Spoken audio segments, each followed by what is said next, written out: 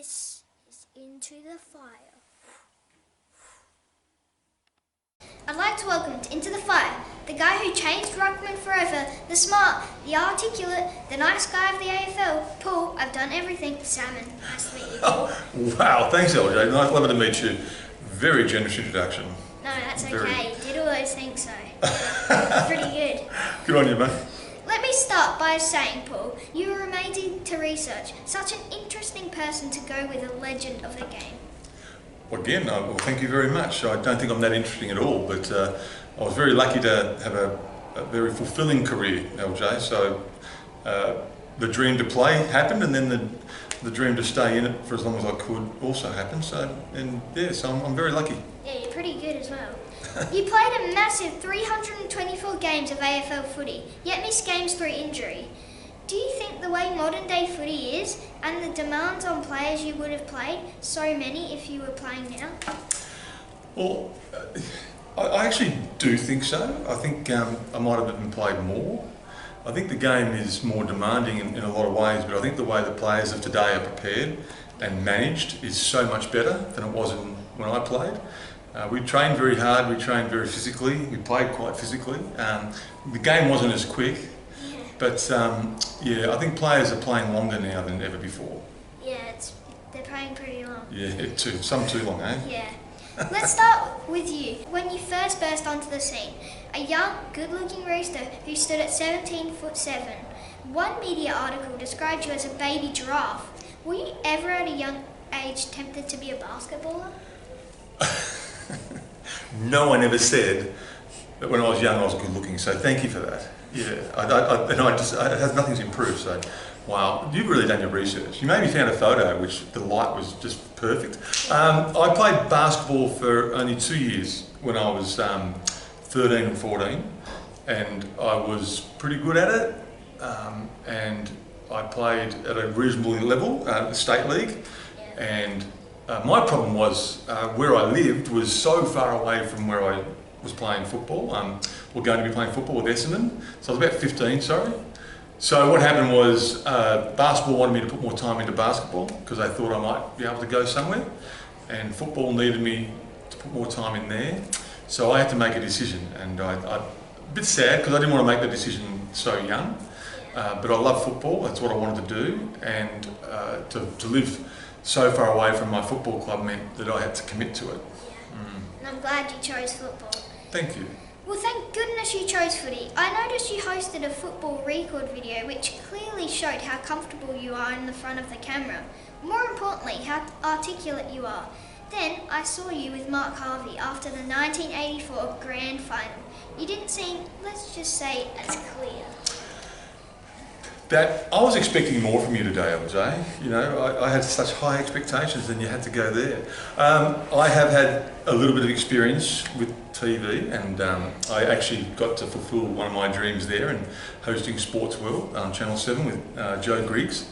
But you're quite right, a long time before that, I had a little too much to drink one day. Yeah. That day was a grand final that Essendon won. And I went on to embarrass myself on television because I couldn't actually put two words together. Yeah. So very sad, and I'm just so disappointed that footage still is out there.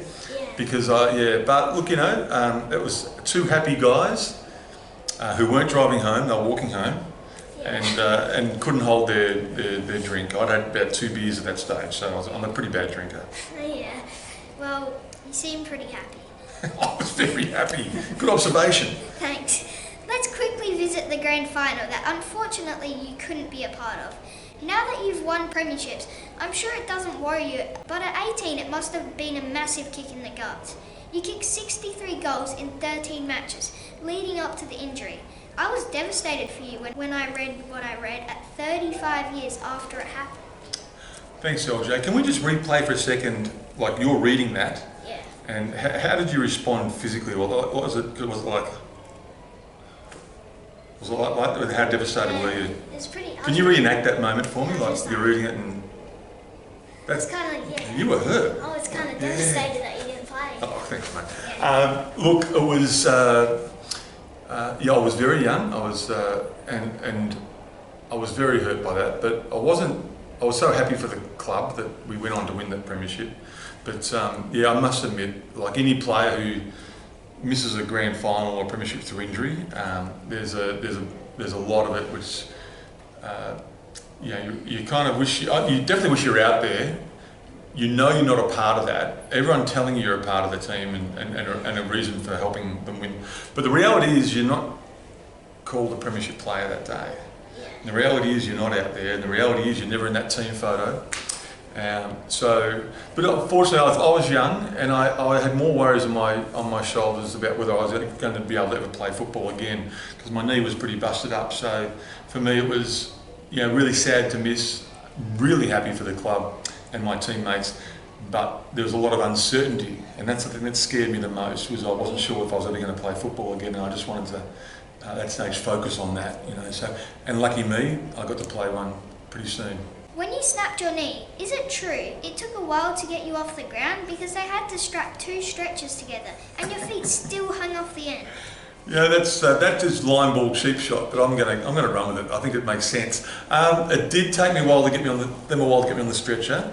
I do recall them calling for extra trainers. The guys in their nice tracksuits that dab you with a wet towel.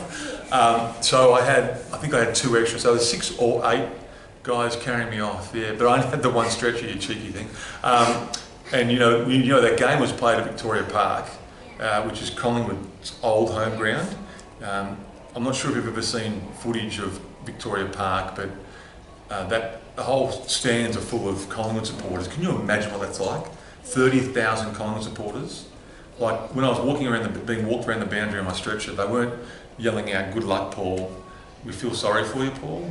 They were yelling out things like, "Just go away and don't come back." And that hurt the feelings, mate. Yeah.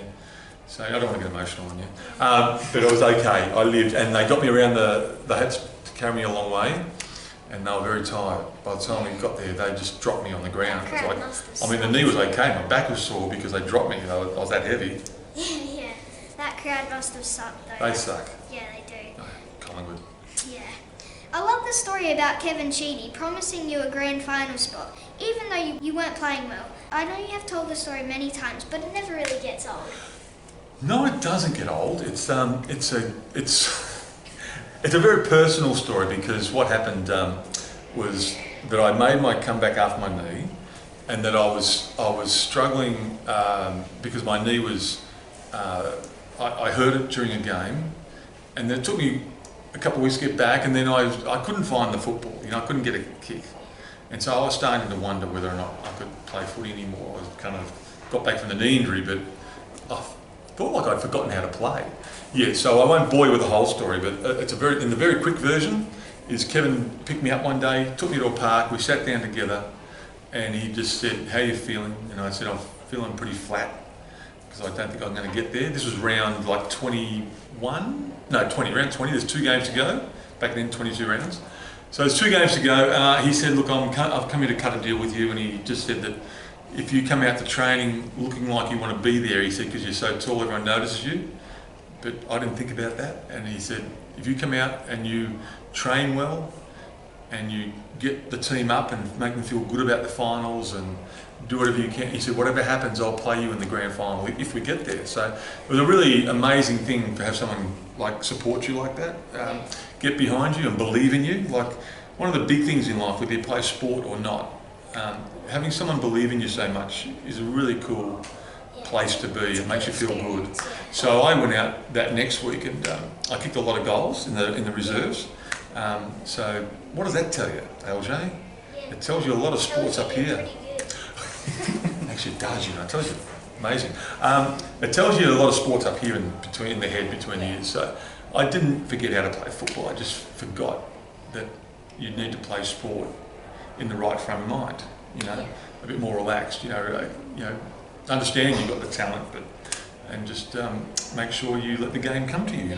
So then I played senior. He put me in the senior team the week after for the last game of the season, and it's only because of Kevin Sheedy that I played in that 1985 premiership, which is a very, very cool thing to be able to reflect on, because I was so far away from it. So yeah, it's a fun story, because I add in little, truths. They're all true. all my stories are true. Yeah. I had some stuff in about Kevin on that drive and to the park, and but it was a special moment because someone said, "I've got your back." Yeah, so that's an amazing story. Thank you. One question on it. Did you go to training after that conversation and look at anyone and smile, thinking it doesn't matter how good you play? I'm in, baby. I said exactly that. It's amazing. It's like you're in my head. I went out to training and I was still trying to compute what Kevin had said. Like, I didn't actually seem true. It was like, did that happen? He just promised me a game in the grand final. That means I get to go to training. That means I get to look at everyone in the change rooms, all my teammates, and just like look really smug and wobble the head a little bit. Like, you know, I'm pretty good because I'm the first one picked for the grand final if we get there. So I was a bit cheeky. I think some of my teammates thought, what's happened to Fish? Like, one day he's flat and he's not, he's disinterested or he's not with us. The next day he's bouncing around the place like he owns the joint, you know. So yeah, I was a bit of a smart aleck for a couple of weeks. Yeah, but anyway. Sounds like fun. Yeah, it was fun. Yeah. I thought that is fun, so I'm not going to change. Random question. What was your first pay contract worth? I can tell you. In 1984, when I kicked a lot of goals, you know that 63 goals in 12 games you talked about? This is our secret. I don't think I've told anyone this. I got paid $4,000 for that year, which is not a lot, is it? They're getting paid lots more than that for a game now. Yeah, I know. It sucks. I got ripped off, mate.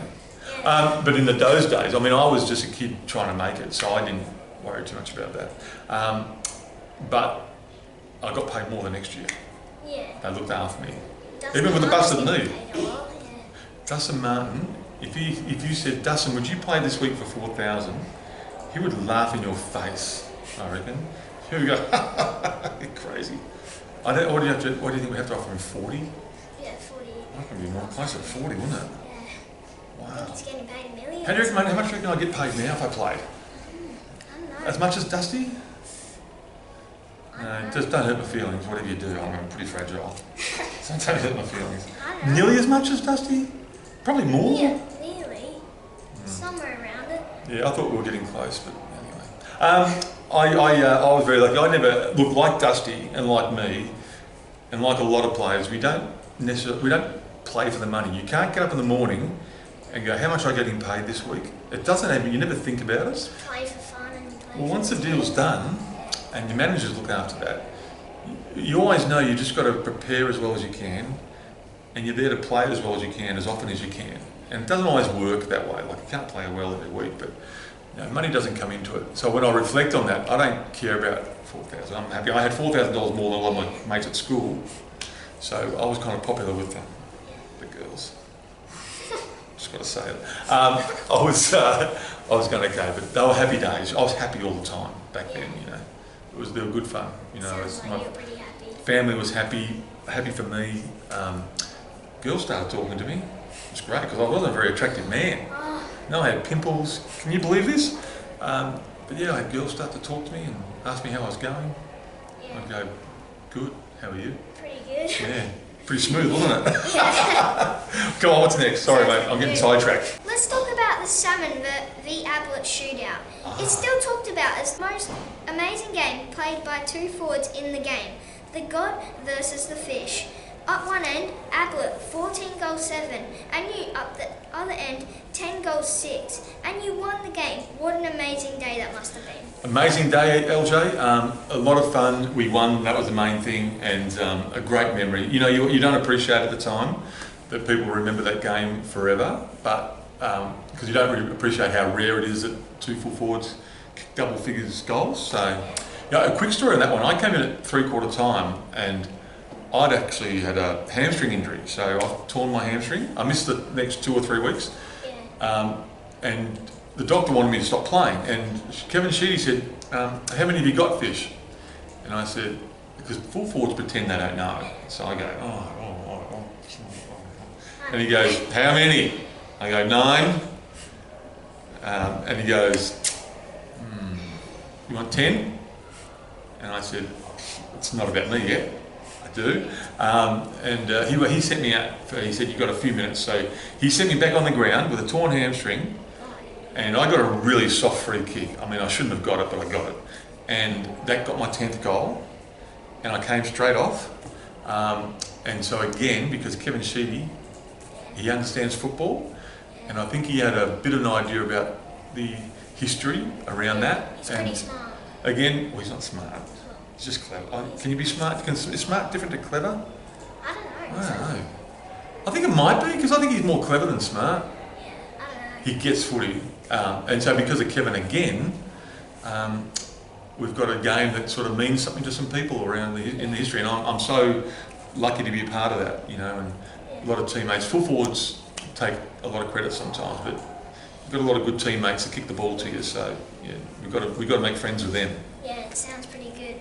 By the way, combined, you had 43 kicks, and guess what? Not a single handball for either of you. Do you have to say, what's the point of that question? Okay. That's a statement. Nobody listen cut, to this cut, one. cut. I know, what's it? That's just hurtful, mate. Well, you know what? No one even bothered coming near us. You know, there's a simple theory. If you take a mark and you're within kicking distance, you kick the goal. That's what we're paid to do. We're the full forwards, okay? Yeah. So let's not misunderstand. No handballs. You've upset me now. Sorry. No, I'm joking. It was. That is funny. Yeah. No handballs. That's embarrassing. But hey, I gave a lot more out when I became a ruckman. Yeah. All the time. Ruckman's a pretty good position. 7-time leading goal kicker for Essendon, 3-time All-Australian, but it's the big V you represented 14 times that I want to talk about. How much of a thrill was that? And do you feel sorry for the current player who doesn't experience this? A huge thrill. It was back then. It was a huge honour to be selected for Victoria, or South Australia, whoever you're playing for. A huge honour. So I loved doing it, and it was always played, you know, during the week, so between games. It was quite a workload, but to get to play with the best of the rest in the competition was such a good thing, and you got to learn a bit about how they prepared for their games, the sort of characters they were. So, you know, to play with legends of the game and to look. So I remember a game at full forward at the Wacker, Perth, and I looked up and there was Dermot Burton, there was Gary Ablett, I think Stuart Lowe was in the same forward line. It was a big forward line, and I just felt, wow, like here I am. Some big names there. Yeah, that's my story. And I felt, wow, how lucky am I? I don't belong out here. It's crazy. But, very, very, very good. A lot of fun, and I'm very proud of it. Yeah, that would be a pretty proud moment. Yeah. I'm really interested, after being an Essendon man through and through, what made you go to Hawthorn? Essendon thought I was gone. They thought I should mow lawns on my weekends from now on, you know. That's not good. No, it's not good. I hate mowing lawns. In fact, I love mowing lawns. I could have done that as an option. I was 30 at the end of that season. I was going to be playing my next year of football if I played at 31. My previous 2 years at Essendon were pretty wonky. My body is starting to let me down. I had an Achilles reconstructed. Look at that big scar here. That's that injury. Sorry, that's off camera. And I had a double hernia operation, so bad groins. And so Kevin and the Essendon Football Club thought I was finished. And I had asked them the year before if I could go, because I felt I was also finished at the club. Just emotionally, I kind of switched off Essendon. Really want to be there. Well, it's time, you know. It was either retire or go to another club. And I barracked for Hawthorn when I was a kid. Yes, that's pretty good. Yeah, I loved Hawthorn. And I learnt to respect them, but I never learnt to hate them like my teammates. Even when we had that great rivalry, I loved the club. So to go to Hawthorn, I was very lucky. Walking to that football club and seeing all the pictures of my heroes growing up, getting to meet them. I'm sure, LJ, you've got to interview people that are like your heroes, you know? Yeah. Well, I'm now meeting them and I'm spending time with them, and it was just really nice. One of my big heroes growing up was a guy named Peter Hudson, one of those famous full forwards ever in the history of the game. And he was Hawthorn's CEO, and he couldn't understand why I just kept on wanting to hang out with him. I sat at the front of his office. He'd walk past, he goes, "Fish, what are you doing here?" "Nothing." "Nothing, Peter. What are you doing? What are you up to?" And you go, "Oh mate, I'm busy, I'm the CEO, I'm a big deal." And I go, "Okay, maybe I'll come back later." And he'd go, "No, don't come back later. You're a pest." I loved Hawthorn. I love the Hawthorn Footy Club today. I love it so much. Like Essendon, But Hawthorn changed my life. Yeah. Really changed my life. Sounds like it did. Kevin Sheedy got rid of you at 30 Yep. because he thought you were past it, and then you got back. He was known for being, let's be nice and say, eccentric. Out of 10, how crazy is he, really? Well, I don't think Kevin's crazy, but I'll give you a 9 out of 10 anyway. But he is a bit eccentric. And I think he liked that. I think he liked challenging people, whether it was his players or whether it was the public or whether it was the media. He liked to challenge them with ideas. Yeah. So that's not a bad thing, you know. Not bad. Like being creative and having ideas and then throwing them out there and being brave enough to do that. Some of them are pretty wacky and stupid. Yeah. But it's because of Kevin now that we've got such incredibly big games, important games like Anzac Day and like the Indigenous round and now the farming round. He's justifiably an icon of the game, but he's a bit, you know, he just loves footy so much. Yeah. And some people who don't get He him, does. yeah, they don't love footy as much as him maybe. Yeah. You know, and that's hard because when you love footy that much or love something that much, sometimes it's hard to understand why other people just don't get it, you know. But no, he's done a lot of good for me and we had at challenging times. You know, sacked me, seriously, what's that? But it all works out well. It all worked out well in the end. Let's just say he's pretty clever. He's clever. I don't want to say nice things about him all day. This is like, you know, can we move on? Okay, let's move on. Seriously, Kevin. You had the wonderful opportunity to play against Lockett, Dunstall and Ablett. Yep. All tremendous, but if you could have only one next to you at full forward, who would you choose? Well, I'm biased. And I'm biased because I got to play with one of them, Jason Dunstall. And he was amazing. So I'd take Jason, but let's be honest, that's a tough choice, isn't it? Like Yeah. Tony Lockett and Gary Ablett. Yeah, They all bring something a bit different to the table. yeah. I mean, you could put Gary Ablett up the ground a little bit and he'd still be very good, so that gives him an extra bit of a thumbs up. Plugger was just a dominant, like, present player, like just, his presence was quite overwhelming for some blokes, and it could be scary. And Jason was just a consummate footballer, just good hands, great kick for goal. But I'll take Jason, yeah. He's a good Because if he sees this, Yeah. and I've said one of the other guys, well, I don't think I'm not in trouble, mate. I'm in big trouble. And you'll be to blame. I'm coming, Okay. I'll come looking for you. Okay, away from footy a bit. First question, which is more embarrassing? Remembering everything stays on the iCloud. Salmon Ball or post 1984 Grand Final interview? I'm tipping Salmon Ball, Paul. What was the first Somerville? What was that? Salmon Ball. Salmon Ball? Yeah. What's that? Oh, I think you're on like a Oh, that show! Yes! Of course, excuse me, OJ. handball in the salmon. Yeah, what was that? That was a bit. That was, yeah, no, I remember, oh, excuse me, I do remember. What was more embarrassing? I would say the way I spoke was more embarrassing. I mean, you can throw fish all day and get away with it, can't you? People, that's probably cool now. Is that cool now, throwing fish in buckets? I don't think so. Okay. I think you're the benchmark. Okay, I'll take, but if I have to make a choice, it's slurring my words on camera because, you know, I've had too many jelly babies. Yeah, maybe a little too many.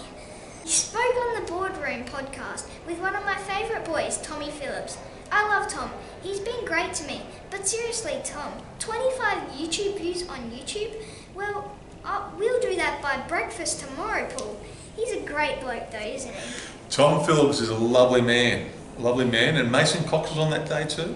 Yeah, but I think you're right. I mean, why does he bother? 25? Is that like 25, Tom. What's more embarrassing, Tom? Slurring your words because you're a bit drunk on television, handballing fish, or getting 25 YouTube hits?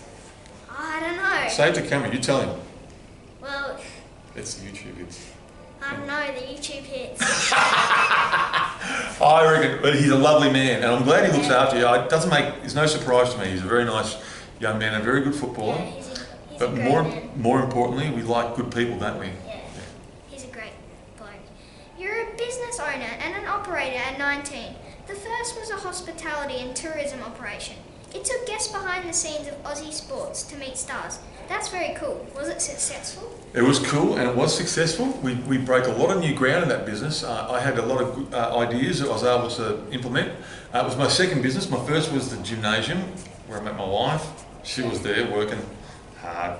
She just looked good. Anyway, I'm getting sidetracked. Anyway, I did the second business here. I was packaging events and I did some really cool stuff with those events. So like one example was, the Australian Open tennis. Yeah. Back then, the most popular part of that event was the finals, the last 4 days. Yeah. And that's where they made all their money, and that's where a lot of operators like me wanted to get tickets to. I said to them, let's have a look at this first week. I think I'd like to do some cool stuff around the first week. That's when all the players are here.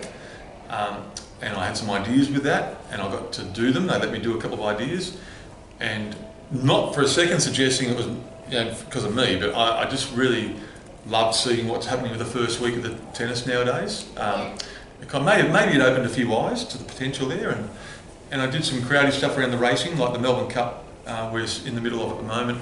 I put a marquee for, it sat somewhere between like the silver tray stuff for the big corporates like Birdcage and General Admission. So I had a marquee and I had athletes and I had a spit roast and I introduced golf buggies out there and ferrying my guests, and so we did some cool things. It was successful. It didn't set me up for the rest of my life, mate, but it did do a lot of other really cool things for me in business, and I learned a lot. It was great. Yeah, it sounds like a cool experience. Are you always on the lookout for cool ideas? Because I have a cool idea. We can talk later. Always on the lookout. Oh, I love cool ideas. I think I've got lots of ideas. You know how many ideas actually ever sort of go past idea? Not many. So like you've got to generate ideas, lots and lots, and then something will fall and just nestle really comfortably on you, and you'll go and you'll have a much closer look at it and see if anyone else likes it and if the market wants it. And then if you get to that point, then you might have something you can make money out of, Yeah, I love ideas. I think that's what I like the creativity behind what I do. Yeah, it's really creative and it's really Thank you. You authored 2 books, Fish Tales and get ready everyone, Fish Tales 2. Was that a cool experience putting them together? Well, you know what, LJ, if you're any good at this, mate, you would have done your research better. I did 3 books. One was an autobiography. I got to write about myself. Amazing. And the other 2 was the Fish Tales books. It was fun. It was fun to do. I actually apologise to anyone who ever read those books because, I tried to be funny, and I did. I pulled it off. You know what? I pulled it off. If people don't like what they read, it's their fault. It's their problem. I mean, I can read my book and I can just go belly laugh like the whole way through. If someone else isn't laughing, that's not my fault. They don't get it. Yeah. I wrote a book. I wrote a story in my first book, Fish Tale. The second book called Fish Tales. And guess what I wrote about? What? I don't know. I wrote about having a poo. Oh.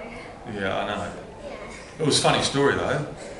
Sounds In context, it was because I was in hospital for a long time, and you're not allowed to leave hospital unless you do a poo. Oh. And then in hospital they called them. Did you know that? Oh, I didn't know No, that. you have to know that. That's pretty important, particularly if you have an operation. I remember that. And what happened was with mine, I needed help to have that. Oh, yeah. Is this good? Is this quality? This is the best stuff you've ever had. Oh, yeah. It's quality. We're this talking is about me pretty having good. I'm feeling a bit more uncomfortable. But yeah, I did stories like that. So you can imagine just how many people loved reading that stuff. Yeah, well, I'm going to read it soon. Add to this, hosting shows, red carpets, commentating, special comments, TV channel, personality. How do I become you? Well, you have to dress down a little bit to start. You look too good today. I thought I'd make you relax. Just put all this at ease, You don't want to be me. You're the best you are, That's what I say. You just be the best you. And I reckon you've got a huge future. I got to a point with doing my media and other things where I wasn't really in love with it. And it's not what I wanted to do long term. And I had all this creativity and all these things I wanted to do in business. So I just decided one day that I will knuckle down and focus on something. And I miss doing a bit of media. It was fun. I like to do it. I actually really enjoyed the time I spent. But mate, you are going to be. I'm just going to tip this. You're going to be kind of big. I think Bruce McAvaney big. That's what I'm talking about. Maybe even bigger than Bruce. You're going to look at Bruce and go, one day. That's what you're going to do. Well, thanks. Don't That's mention a big it. compliment. Well, that's just what I think. Maybe I don't know much, but Well, thanks for I'm that. getting behind you. You're, in my opinion, the ultimate role model, sporting star and entrepreneur. Not looking for an apprentice, are you? Maybe younger, around 11 years old, blonde hair, has his own suit maybe. Yeah, well, you know what? If I thought I'd be a good role model for you, I reckon you'd be a big chance. I'd take you under my wing. But again, I think you've got a good crew around you, good team. I've met your team, impressive. Hey, you got a roadie, you got your own roadie, sets up the camera, does all that stuff, back end stuff. You got this other guy hangs around, just picking his eyes in you. I don't even know what he does, but he's a ripper. So I reckon you should just be grateful for what you have. Yeah. That's what I'd say. They're pretty good, aren't they? Yeah. Well, thank you, Paul. You're such an engaging, kind person. He's articulate, smart, and humorous. But no one leads into the fire without the chance to practice, and as Father Son of the Year, pass on to our future father, son, and daughter prospects the greatest celebration in history, the Into the Fire. You can pass that along. Do you want to have a try? Oh, yeah, I'd love to. So, all right, it's just like a shot put. Yeah? Oh, yeah. Was that, I picked up pretty quick, didn't I? Yeah. Yeah, that's amazing. Do you have to do a hair flick after it? Like just I don't know, that'd be a good I reckon introduce the hair flick. Because that's like a 3 move. No one's going to get that. And you can master that. So you do it now with the head flick. Alright. That's it. Whoa! How good's that? That's Alright. ours. If you Alright. I think we have something now. Yeah, Yeah. No, it's been great. I actually I didn't think I was going to enjoy this. I really didn't think I was going to sit here and have fun, but I did. Like, I'm surprised. Well, thanks for that. You're great. Oh, you got one more. Sorry. Alright. Well, I'd like to thank you, Paul, for chatting with me today. You're a wonderful person, and footy is a better place for having you in it. Nice to meet you. LJ, you're wonderful, mate. Thank you for your time. I've enjoyed it very much. Probably the best interview I've had in my life. Oh, that's pretty good. Oh, it is a bit of praise because you actually did a lot of work and know your stuff, mate. So, no, lovely to chat. Good luck with everything you do, okay? Alright, thanks. Cheers.